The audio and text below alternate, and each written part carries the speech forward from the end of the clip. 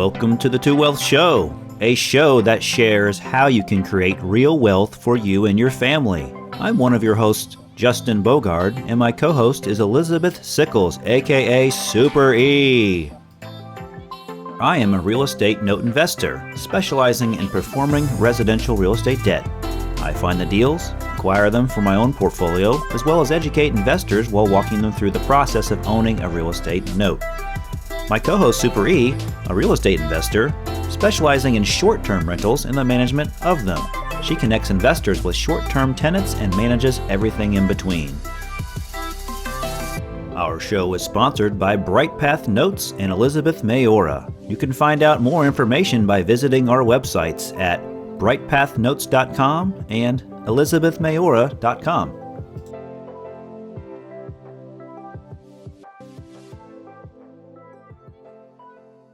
Hey everybody, Justin Bogard from the Two Wealth Show. This is episode 11, and we have our special guest interview today with Mr. on my screen, Mr. Justin Ford.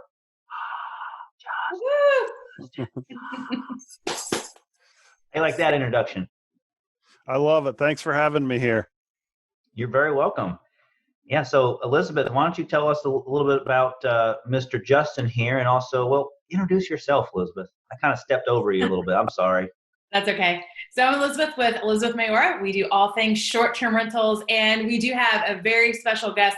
Justin Ford is the guru, literally, for safety, not only, especially in short-term rentals, but it's nice because this is for any type of property that you are invested in. So he speaks at conventions all over the world, and again, he's the foremost expert in safety. So we're very honored to have you today, Justin. Thank you for having me here. Absolutely. This is going to be fun. So Elizabeth, let's start off with some questions here. Absolutely. So Justin, if you want to tell us, so he has a really unique background. If you want to tell us how you got into vacation rentals and safety. Yeah, and before we lose listeners in the first 2 minutes, I promise you, safety is always thought of as a boring subject. I promise you'll walk away from this saving someone's life. I'm going to go that strong. We're going to do something here. Love it. But you'll feel good about this short time that you'll have with us here today.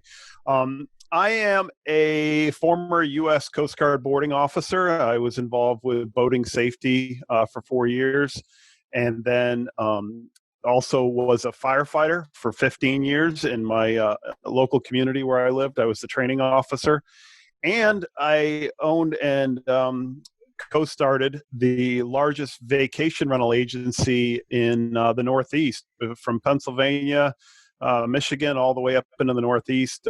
Grew that from one property, and over the time managed almost 600 different vacation rentals. So very unique experience, I think, combining all of those together. Absolutely.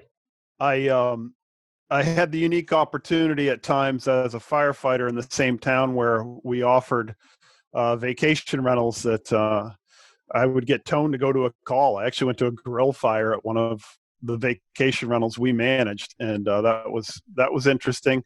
But one of the best parts was about being a firefighter is I could always get out of a tough meeting with a property owner who wasn't happy with something at their house or the way their house had been left. I could go, there was a little recording button. You could play back the last fire call, and I could make it out that, I got to go to that alarm investigation. Sorry.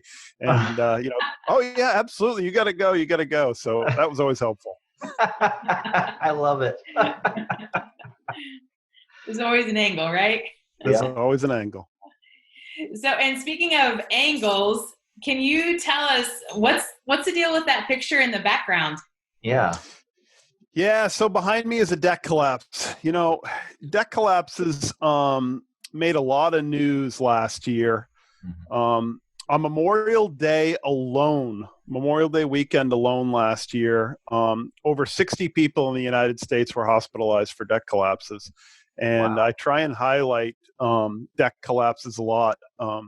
Decks, pressure-treated wood decks, aren't made to last very long, 10 to 20 years, depending on where they're located. If they're in an ocean environment with a lot of salt air. And boy, people love to take pictures on them. So this is just an example, of a deck that's it's actually, the picture was snapped just as it was collapsing. But every week in the United States, people are hospitalized for deck collapses.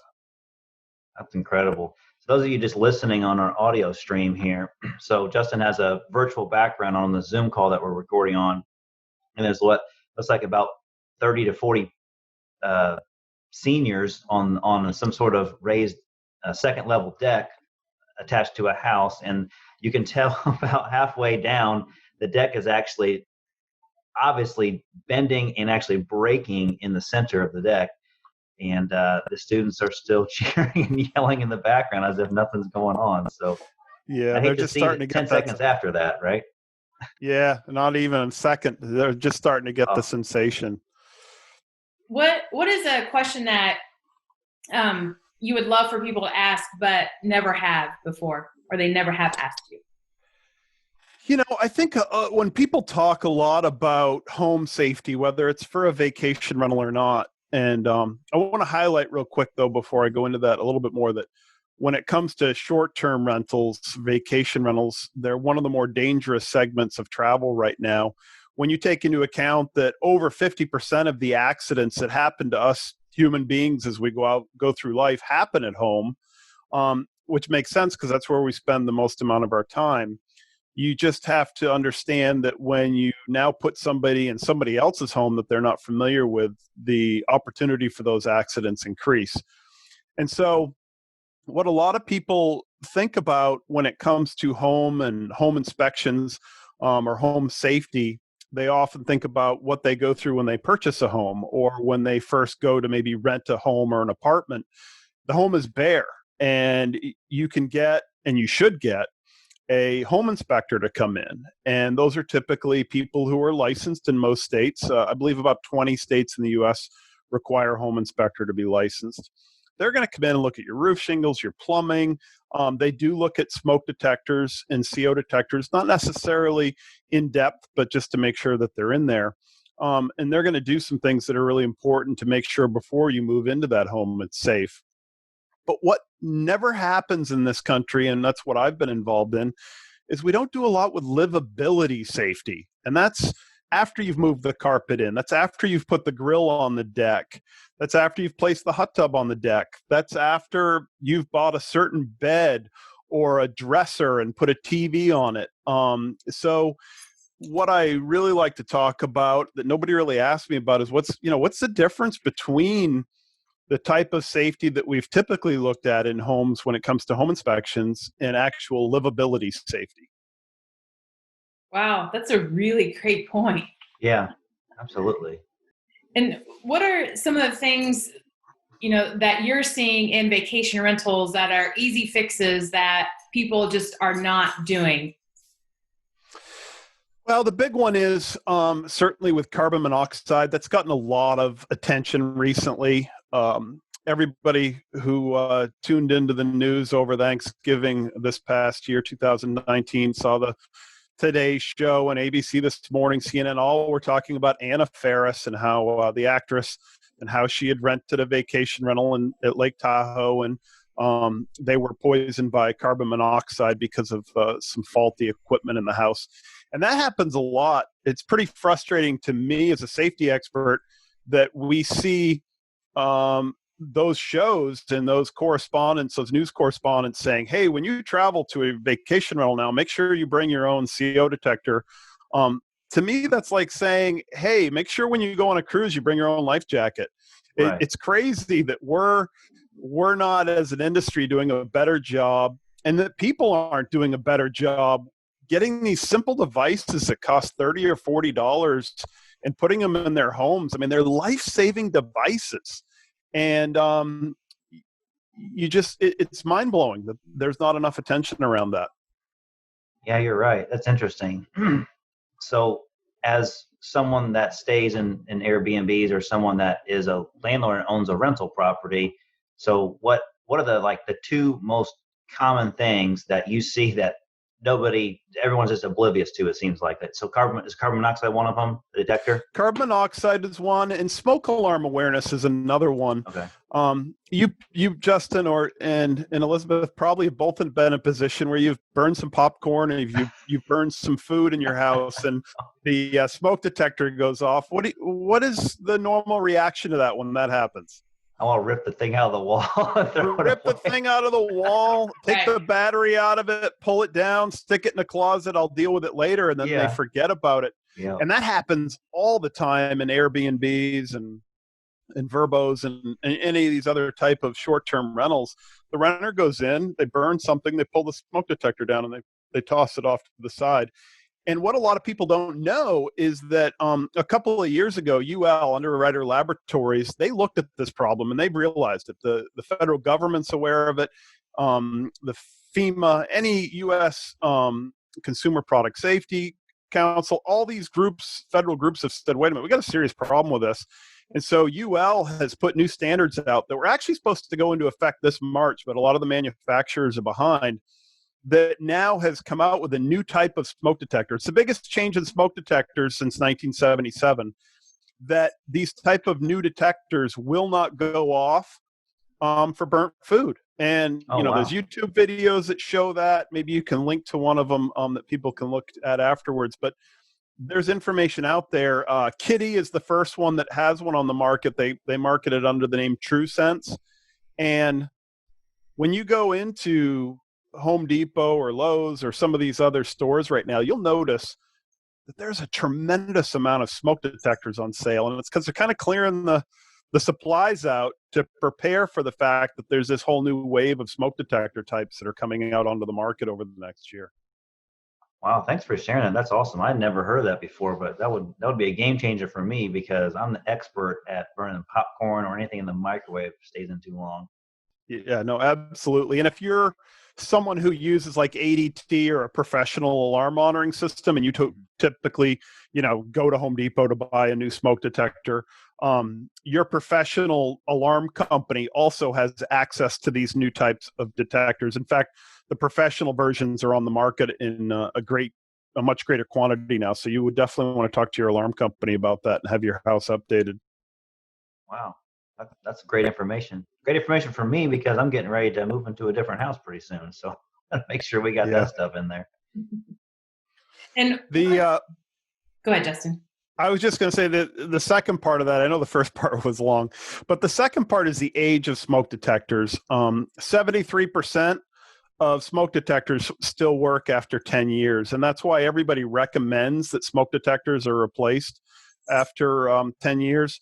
I go into houses all the time and the smoke detectors are off white. Some of them are yellow. They look like a smoker smoked under it. They don't sell off white smoke detectors. And when you think about the chemicals in the air that have changed the plastic to that color, imagine what it's done to the chemicals on the inside that are used to detect whether it's ionization or photoelectric type of detectors. So real important to make sure that you put a huge emphasis and focus on smoke detectors in today's homes, especially if you have a home that's been built in the last 20 years and you've got, IKEA type furniture, inexpensive furniture that's mostly wood construction. You've got seconds from when a smoke detector goes off to get out of a house. So that's how critically important they are. One of the things too, so I took Justin's class in Vegas in 2018. And one of the things that you told us, which was fantastic, was to incentivize your cleaners to find safety issues. And so my cleaners, they get $20 so I'm looking up because of smoke detectors. We had guests that they were having a party. They told me they were going to have a party, but they put saran wrap over all of the smoke detectors because they did a fog machine also. They did not tell me that part, by the way. But so my cleaners love it, and they just send me a picture, and I send them $20, no question asked, for any type of a safety issue. Yeah, that's really awesome. And, the same goes for again, going back to the carbon monoxide detectors. It's important for people to know those are only good for 5 to 7 years. Okay. They're much more sensitive, and so you want to replace those They've got some great new ones out on the market now that actually detect both carbon monoxide and explosive gases like natural gas or liquefied propane type gas. And so it's great that you've kind of got a bundle there where you're able to monitor, a gas leak that could lead to a fire as well. So having those in good shape is important too. Awesome. Thank you. Absolutely. And one of the things that Justin, so he does a lot of, for those of you that are on LinkedIn, Justin does a lot of great information on LinkedIn as well. And another thing that I learned from him, and Justin, if you want to talk about it, are the actual location that fire extinguishers are supposed to be in the properties. Oh. So this is a big one. 2017, I believe, so about 3 years ago, there was a fire at the Tamarack Resort up in Idaho. And this was at a short-term rental. It had been changed in management. And the homeowner who purchased the home decided to put it on the rental market. And the previous owner had taken a gas fireplace insert out of the fireplace and replaced it with a wood-burning fireplace insert. And he thought he'd be helpful, and he disconnected the gas line before the gas company guy came to install it. The gas company guy figured, well, the homeowner already took care of that, so he didn't do anything. And then they put the wood insert in. Renters showed up. There was no information on how to use it. And they used the gas key, turned the key on, and filled the living room with gas. And then, of course, when they lit the fire, the fireplace exploded. It covered everybody in the rental living room with rubble. And one of the 5 people was able to crawl out. He could not find a fire extinguisher anywhere, looked everywhere for it. And a neighbor came over, and the 2 of them actually took bowls of water and were dumping water on the fire to try and save the other 4 people. And unfortunately, that just wasn't enough. What's key about that, and the fact that there wasn't a fire extinguisher in that property, it was proven, obviously, that had there been one, that would have suppressed the fire enough that maybe they could have rescued those 4 people. But it highlighted, and the lawsuit's an interesting thing to read. I've read it. It was actually just settled here a couple of months ago. And one of the things they highlighted was International Building Code. International Building Code 906. It's been adopted by all 50 states, all the outlying islands, the Virgin Islands, Puerto Rico, all that stuff. Specifically states that fire extinguishers need to be mounted in homes in the brackets in which they came. And that's a huge problem for anybody, whether they own a short-term rental or they own an apartment just in the house you're about to move into. You got to put those fire extinguishers properly mounted on the wall in a bracket so you know where it is when you need it. Yeah. And too many times we see people stick them under the sink, and then all the chemicals get in the way, they tip over. When you need that quickly, you don't want to be fumbling around looking for it. You want it mounted on the wall according to International Building Code requirements. Yeah, I don't recall if I've ever had one in the house before. At all? I think in one house I had one in the pantry, but I definitely haven't had one mounted on the wall. But that's something that I should definitely make sure I do. I'm writing all this stuff down. I know, I'm even taking some extra notes. Yeah. So. People think they look ugly, and there's some cool new products that are coming out. I'm seeing a lot now of these fire extinguisher balls. They're actually like a lightweight plastic ball that you can mount that don't look necessarily as obtrusive as a fire extinguisher. And you can actually, if you're good at throwing, your arm's in good shape, you can toss the ball on the fire and it'll put it out. And they actually have, not a lot of people know, but you can put in a suppression system over your stove in your own house. There are products that are out there that are relatively inexpensive. 70% of all fires in a home start in the kitchen and are related to cooking, unattended cooking. So having extinguishing devices that are relatively inexpensive installed in your home can certainly help too. Awesome. And Justin, you went to work for Breezeway, Yes. which is very well known in the vacation rental space. So can you tell us about that and what you've been able to do at Breezeway? Yeah, it's really exciting. When I got, just to step back just a little bit further there, I had an accident at one of the short-term rentals when I owned my vacation rental company in the Northeast. And that's what opened my eyes. It was a serious accident that's involved a hammock. and it's left somebody with a disability for the rest of their life. And it really was something that was an eye-opener, and it made me look around and realize that nobody else, not even in the U.S., nobody really in the world was taking a look at safety as it applied to rental properties, and even not a lot core focus on livability safety. And so I developed and took a look at the problem, and the real problem that's out there, and this goes for any type of home, short-term rental or not. In the United States, the 25 million plus homes, we can't inspect them. And who would inspect them? Well, the people who would inspect them were firefighters. We don't want firefighters doing inspections. And our local governments don't have the money to do that, or the time, or the resources. So any dwelling in the United States that is occupied as a 4-unit or less is typically on their own to do safety. And so having developed these programs, I built safety checklists and came up with a process which allowed people to basically do their own self-inspections with an app.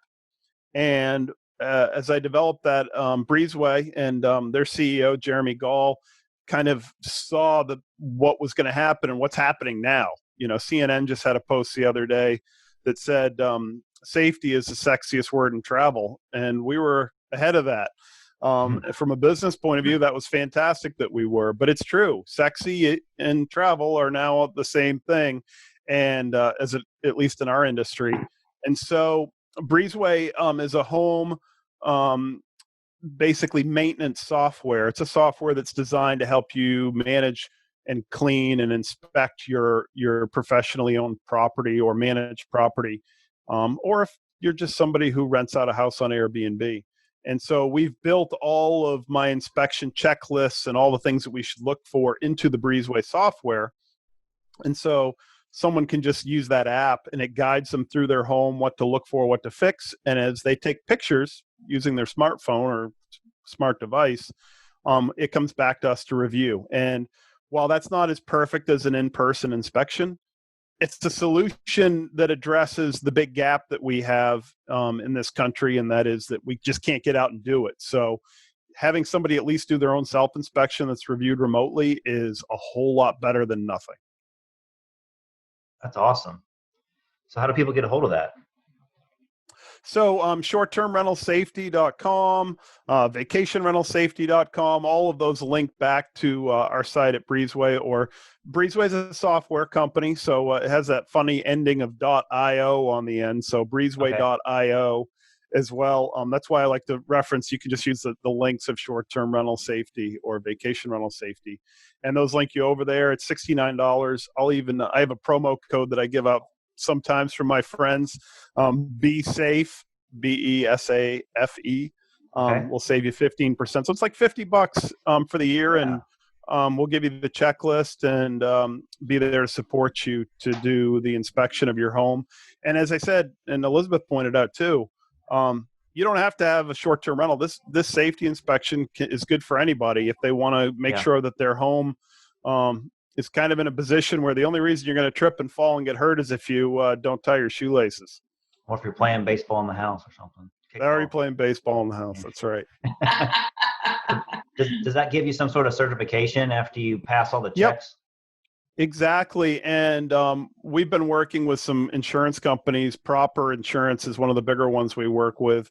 They mainly focus on short-term rental safety. They are actually giving discounts on premiums to their owners who pass our safety certification, which saves some of them $200, $300, $400 a year on their insurance, which is nice. Oh, wow. So for that small investment, you can save yourself $300, $400 in some cases, right?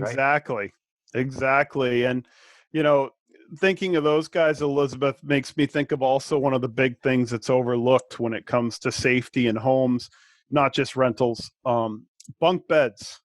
Bunk beds. Oh, my goodness. The only people who like bunk beds are kids, I think. Justin, have you ever made a bunk bed? Well, I haven't made one, but I currently have 2 of them in my house. We got 4 kids. 4 kids. in 2007, the federal government said enough with all these accidents on them, and they came up with regulations that railings need to be all the way around the top bunk. Mhm. The ladder has to be permanently affixed with screws, and that there has to be a 5-inch gap between the top of the mattress and the railing so kids don't fall out of bed. And oh yeah, by the way, let's not have a ceiling fan in the same room as a bunk bed. And yet, everywhere I go, I'm seeing these bunk beds that are all shabby chic, and people are building them in.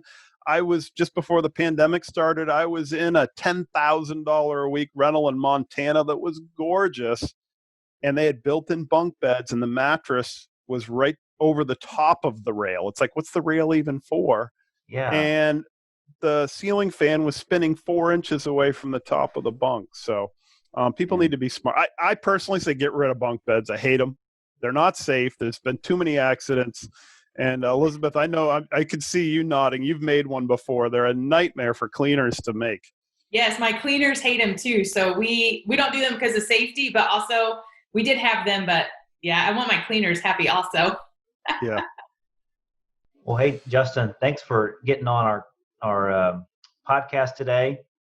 You've been a wealth of knowledge with safety. I wish we can continue on for another couple of hours because I have failed everything you've talked about today. So I'm going to go get the safety checklist, and I'm going to make sure the next house we get into is I'm going to be certified. Awesome. Yeah. Oh, yeah. Justin, thank you so much. Thanks for all you do for our industry and for homes for all over the place as well, no matter what industry you're in. Absolutely. And anybody who wants to reach out anytime, like you said, Elizabeth, I'm on LinkedIn or Vacation Rental Safety on Facebook and or at Breezeway. So happy to help and give anybody advice or answer questions anybody has. Awesome. Thank you. And one more time, what were the two websites you mentioned a short bit ago? Yeah, they're just bookmark URLs. You can either do shorttermrentalsafety.com or vacationrentalsafety.com. All right, there you have it, everybody. That was episode 11 with Mr. Justin Ford as our interview. And, well, he's obviously the expert at it, so I know I got a lot out of it. I'm sure everyone else did too. So, Justin, thanks again for being on our call. I'm Justin Bogard from BrightPath Notes. And I'm Elizabeth with Elizabeth Maora. Don't forget to check out the video cast of this so you can see the picture behind Justin on our BrightPath Notes YouTube channel or Elizabeth Maora's YouTube channel. And this episode is brought to you by Integrated Health Solutions from Indianapolis, Indiana. So check them out, IHS Indy. Their web address is integratedhealthsolutions.com. Go see Dr. Charbel. Until next time, see you guys. Thank you. The Two Wealth Show is produced by Justin Bogard and Super E, sponsored by BrightPath Notes and Elizabeth Maora. Thanks for listening and watching for our show.